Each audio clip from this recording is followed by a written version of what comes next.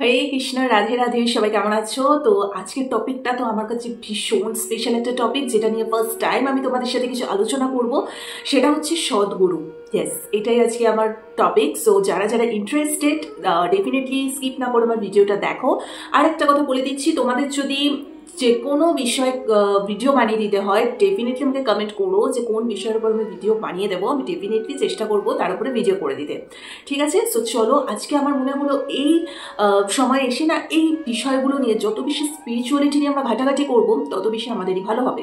So আমি তোমাদের সাথে আজকে শেয়ার করবো আমার লাইফের বেশ কিছু মুহূর্তের কথা। তো সদ্গুরু নিয়েই হচ্ছে আজকে আমাদের টপিক। সো লেট না করে ভিডিওটাকে স্টার্ট করা যায়। তো আমার এই যে টোটাল গীতার যে ক্লাসটা আমি দিয়ে এসেছি অষ্টাদশ অধ্যায় অব্দি, তো যারা দেখেছো ডেফিনেটলি তারা বুঝতে পারছো আমি কি বলছি। আর যারা দেখোনি তাদেরকে এটাই বলবো যে পারলে একটু দেখে নিও। তো গীতার ক্লাসগুলো যারা শুনেছো তারা দেখেছো যে গীতার প্রত্যেকটা পাতায় পাতায় কিন্তু সদ্গুরুর উল্লেখটা রয়েছে। ঠিক আছে? সদ্গুরু কে বা সদ্গুরুর কাজ কি, কেন ভগবান প্রত্যেকটা মানুষের জীবনে একজন সদ্গুরুর গাইডেন্স দিতে বলেছে। ঠিক আছে? এইসব কোয়েশ্চেনগুলো তোমাদের মধ্যে আসতেই পারে। সো চলো সেটা নিয়েই আজকে আমি আলোচনা করবো। ফার্স্টে বলবো যে বাংলার একটা প্রবাদ আছে না, যে এক লাফে কখনো গাছে উঠে যায় না। তো এই এক্সাম্পলটা আমি এই কারণে দিলাম যে এক লাফে কেউ কখনো ঈশ্বরকে পেতে পারে না। ঠিক আছে? প্রত্যেকটা জিনিসের পিছনেই কিছু না কিছু স্টেপ থাকে। স্টেপ বাই স্টেপ যেতে যেতে যেতে যেতে তবে তুমি সেই পর্যায়ে গিয়ে পৌঁছাতে পারবে। আর এই স্টেপ বাই স্টেপ, ধাপে ধাপে যিনি ঈশ্বরের কাজ অব্দি আমাদের নিয়ে যেতে হেল্প করে, উনি হচ্ছেন সদ্গুরু। সো আমি আমার লাইফ এক্সপিরিয়েন্স দিয়ে বলবো। ঠিক আছে? আমরা সকলেই দীক্ষিত এবং রাম ঠাকুরের দীক্ষায় দীক্ষিত আমরা সবাই। সো এটাই বলবো যে দীক্ষা নেওয়ার আগে পর্যন্ত না আমরা মানে অ্যাটলিস্ট আমি আমার জীবনে প্রচুর ভুল ডিসিশন নিয়েছি, প্রচুর ভুলভাল মানুষের সাথে জড়িয়ে গেছি, প্রচুর ভুল কিছু হয়েছে আমাদের মানে আমার সাথে। সো সদ্গুরু এটাই হচ্ছে সব থেকে বেটার কাজ, সেটা তোমরা বুঝতে পারবে। ইনস্ট্যান্ট যারা দীক্ষা নিয়েছো তারা কিন্তু এটার মহিমাটা বুঝতে পারবে। তো যবে থেকে আমি রাম ঠাকুরের দীক্ষায় দীক্ষিত হয়েছি, তবে থেকে আমি আমার জীবনে না প্রচুর চেঞ্জেস অনুভব করতে পেরেছি। সো যখন আমার মানে একটা অদ্ভুত ব্যাপার, মানে প্রত্যেকটা মানুষের লাইফে কিন্তু ভুল স্টেজেস আসে প্রচুর কিছু। ঠিক আছে? সো আমরা তখন তো সবটা বুঝতে পারি না। সো যখন আমি দীক্ষা নিই এবং আস্তে আস্তে আস্তে আস্তে আমার মধ্যে প্রচুর চেঞ্জেস আমি নিজেই লক্ষ্য করতে পারি, যে হুট করেই দেখলাম সেই খারাপ রাস্তাটা থেকে ভগবান আমাকে হালকা করে বার করে নিয়ে একটা সঠিক রাস্তায় নিয়ে যেতে হেল্প করছি। একটা বাজে এক্সপিরিয়েন্সের মধ্যে আমি চলে গেছিলাম। ঠিক আছে? সো সেখান থেকে উনি এত সুন্দর আমাকে বার করে নিয়ে এসছে না, মানে মানে কি বলবো, এগুলো না, এগুলো তোমরা যারা দীক্ষিত তারাই একমাত্র এর মাহাত্ম্যটা বুঝবে। আর স্পেশালি যারা রাম ঠাকুরের দীক্ষিত। ঠিক আছে? তো ওনার তো প্রচুর অলৌকিক অনেক ঘটনা আছে, এবং যাদের সাথে হয়েছে ইউটিউবে বহু মানে রাম ঠাকুরের ওপরে অলৌকিক ঘটনা বলে সার্চ করে দেখবে তোমরা, প্রচুর এরকম স্টোরি পেয়ে যাবে। মানে সত্যি ওনার দীক্ষায় যারা দীক্ষিত তারাই সেই স্টোরিগুলো বলেছে। আমি আমার পার্টটুকু বলছি। সো এরকম আমি বাজে কিছু পথে চলে গেছিলাম, যেখান থেকে দীক্ষা নেওয়ার পরে ঈশ্বর আমাকে আমার গায়ে কোনো আঁচ লাগতে দেয়নি, এবং সেখান থেকে খুব স্মুথলি আমাকে বার করে নিয়ে এসছে। সো আমার আমার জীবনে সত্যি বলতে, আমি পরে যখন আমি বাকিদের কিছু স্টোরি শুনি, তখন আমি ভাবি যে আমি তো সে তুলনায় কিছু ফেসই করিনি। মানে সত্যি ভগবান আছে, ওই উপর উপর থেকে হালকা হালকা করে একটুখানি করে, মানে আগের জন্ম হয়তো কিছু পাপের ফল, যেটাকে আমরা বলি না, যেটা এই জন্ম হয়তো সেটা পূর্ণ হয়ে গেছে। তো এখন যেটা হবে সেটা অবভিয়াসলি ভালোই হবে, বিকজ আমি আগে আমি ছোট থেকে ভীষণ স্পিরিচুয়াল, সত্যি কথা বলতে ভীষণ স্পিরিচুয়াল, পুজো আচ্ছা এসব নিয়ে, আর ভীষণ আধ্যাত্মিকতার সাথে যুক্ত। কিন্তু কখনো মানে মানে কি বলবো, এই যে একটা কৃষ্ণের প্রতি টান, এই গভীরতা, এই ভালোবাসা, প্রেম, এটা কিন্তু আমার জাগ্রত হয়েছে রাম ঠাকুরের দীক্ষা নেবার পর থেকে। বিশেষ করে অদ্ভুত একটা চেঞ্জেস আমার মধ্যে এসছে, এবং এত পজিটিভিটি আমার মধ্যে চলে এসছে, এত মানে এনার্জি চলে এসছে আমার মধ্যে, মানে কি বলবো, চোট ভগবান সবসময় পাশে রয়েছে। এবং বহু ইনসিডেন্ট আছে এরকম, যখনই আমি বাড়ি থেকে বেরোই জয়রাম জয়রাম মানে ঠাকুরের নাম নিয়ে বেরোই, যাতে কোনো রকম কিছু মানে ভুলভাল না হয়। এবং সত্যি কথা বলতে অনেক এরকম ইনসিডেন্ট আছে, যে হয়তো কোনো একটা রাস্তা থেকে হয়তো আমরা আসার 1 ঘন্টা আগেই হয়তো সেখানে অ্যাক্সিডেন্ট হয়েছে, আমরা জানি না। 1 ঘন্টা পরে হয়তো সেই সেম রাস্তা থেকেই হয়তো আমরা বাড়িতে যাচ্ছি। ঠিক আছে? যেখানে 1 ঘন্টা আগে পর্যন্ত অ্যাক্সিডেন্ট হয়ে গেছে। সো এরকম মানে ভগবানের বহুত মহিমা, এবং এগুলো না মানে যাদের লাইফের সাথে হয়তো তারাই করছে। এবং বহু ছোট ছোট জিনিস, যেমন ছোট কিছু হয়তো আমি মনে মনে ভাবছি যে এটা হলে না ভালো হতো, এই সেটা আমি জিনিসটা ইয়ে করলে, মানে সেটা অবভিয়াসলি মানে ভালো কিছু জিনিস চাওয়া পাওয়ার কথা বলছি, ঠিক আছে? কোনো ওই লোভ আকাঙ্ক্ষা ওইসবের জন্য কিছু একদমই না, মানে নর্মাল যেরকম ভালো পবিত্র মনে ঠাকুর রিলেটেড কোনো কিছু ধরো মন থেকে চাইছি, এবার সেইটা না মানে আমি হয়তো ঠাকুরকে বলিও না, কিন্তু উনি ঠিক বুঝে যায় এবং সেটা দেখছি ফরাক্সে আমার মানে হয়েও যায় জিনিসগুলো।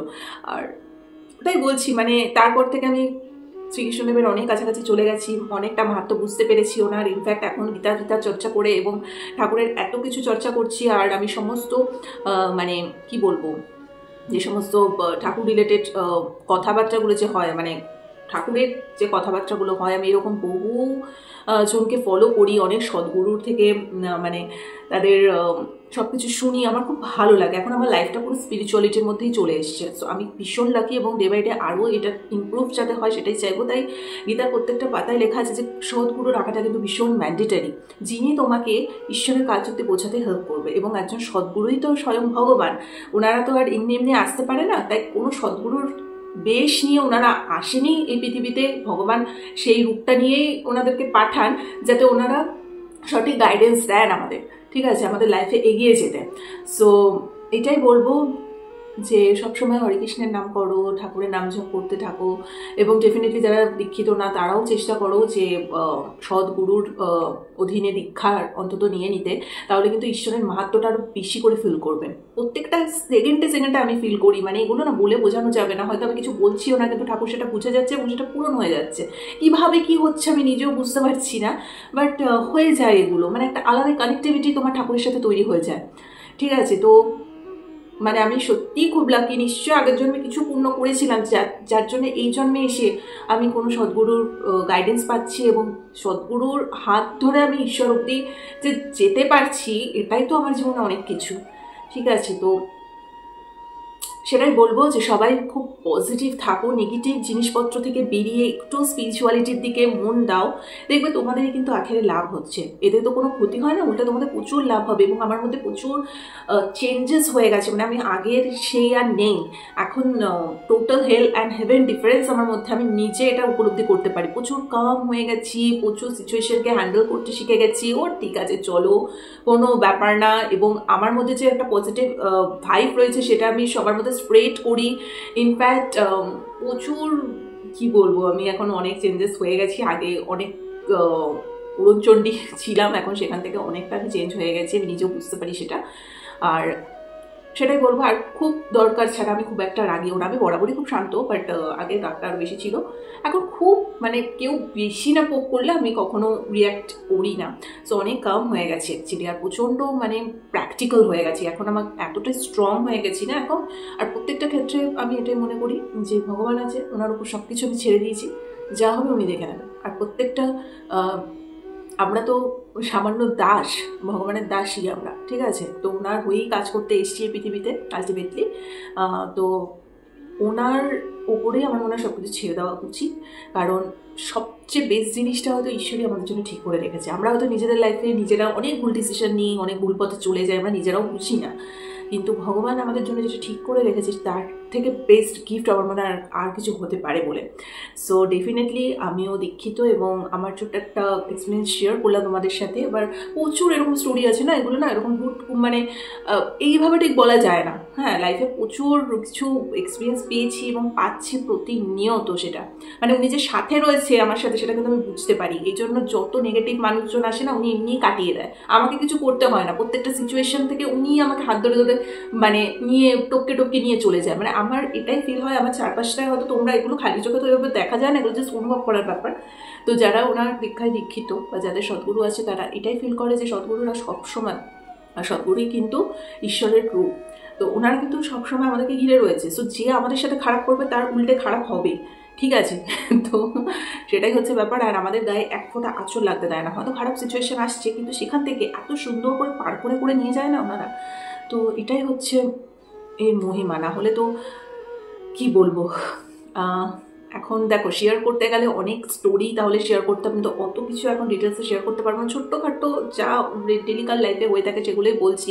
তোমরা যদি রাম ঠাকুর রিলেটেড কোনো ঘটনা শুনতে চাও আমাকে কমেন্ট করো। আমি ভাবছি রাম ঠাকুর রিলেটেড বেশ কয়েকটা ঘটনা তোমাদের সাথে হয়তো শেয়ার করবো, হয়তো নিজের লাইফে বা অনেক ইউটিউবে এরকম অনেক স্টোরি অনেকের থেকে শুনেছি, সেগুলো যদি তোমরা না জেনে থাকো তাহলে হয়তো আমি সেগুলো শেয়ার করতে পারি। সো ইয়েস, একটা কথাই বলবো, জীবনটা ভীষণ ছোটো, তাই ভুলভাল কাজকর্মে এতদিন যা করেছো লাইফটাকে আমরা অর্ধেক করেই ফেলেছি। সো একটা টাইমের পর সবাইকেই আমার মনে হয় ঠাকুরের প্রতি পুরোপুরি নিজেকে সারেন্ডার করে দেওয়া উচিত, ঠিক আছে? সো কাউকে ঠকানো, কারোর প্রতি হিংসা, লোভ, নিজেকে নিয়ে অতীব অহংকার করা, মাটিতে পা না দেওয়া, এই জিনিসগুলো বন্ধ করে ভাই, যার জন্য এসছো এই পৃথিবীতে তার নাম জপ করো, তাকে সেবা করো, নিজের ডিউটি করে যাও, ব্যাস এটুকুই বলবো। সো আজকের টপিকটা যদি ভালো লেগে থাকে লাইক কমেন্ট শেয়ার সাবস্ক্রাইব করে দিও। আর একটা কথাই বলবো, সকলে ভালো থেকো। আর পারলে যারা দীক্ষা নাওনি তারা কোনো সদ্গুরুর অবশ্যই দীক্ষা নিয়ে নাও। তার মুহূর্তটা কিন্তু তোমরা নিজেরা তখন ফিল করবে। এগুলো কেউ কাউকে বলে বোঝাতে পারে না, যতক্ষণ অবধি তুমি নিজে ইয়ে করছো, ঠিক আছে? আর এখন তো মানে সর্বক্ষণই আমার মুখে ওনার নামই চলছে, মানে নামই হচ্ছে ভগবান, নামই হচ্ছে দীক্ষাগুরু, মানে প্রত্যেকটা পদে প্রত্যেকটা সেকেন্ডে ওনার নামটাই আমি আওড়াতে থাকি এবং উনি সবসময় রয়েছে আমার সাথে, সেটা আমি পুরোপুরি ফিল করতে পারি। সো এটাই। ওকে, থ্যাংক ইউ সো মাচ যে ভগবানকে যে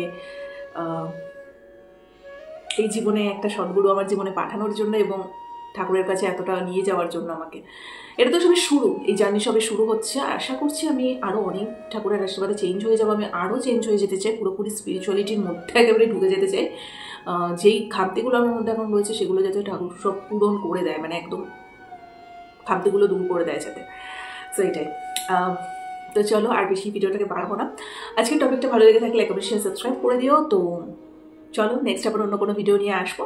আজকের মতো এখানেই টাটা।